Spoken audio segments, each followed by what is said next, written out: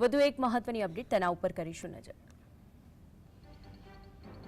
રાજ્યની બધી જ ઔદ્યોગિક સંસ્થાને તાલીમાર્થીને વિનામૂલ્યે બસના પાસ આપવામાં આવશે એ મહત્વની અપડેટ અત્યારે સામે છે। કુશળ માનવબળ તૈયાર કરવા માટે રોજગાર વિભાગ દ્વારા આ નિર્ણય કરવામાં આવ્યો છે। જે તાલીમ પાસ છે તે આપવામાં આવશે, જેમાં 288 સરકારી, 101 ગ્રાન્ટ ઇન એડ સહિત સંસ્થાના તાલીમાર્થીઓ છે કે જેને આ પાસનો લાભ મળશે। સ્વનિર્ભર સંસ્થાઓની અંદર 2 લાખથી વધુ તાલીમાર્થીઓ છે કે જેઓને આ લાભ મળવા જઈ રહ્યો છે। રાજ્યની બધી જ ઔદ્યોગિક સંસ્થાને તાલીમાર્થીને વિનામૂલ્યે બસના પાસ આપવામાં આવશે। તેમાં પણ ખાસ કરીને જે વાતનો ઉલ્લેખ કરવામાં આવ્યો છે, કુશળ માનવબળ તૈયાર કરવા માટે રોજગાર વિભાગ દ્વારા નિર્ણય લેવાયો છે।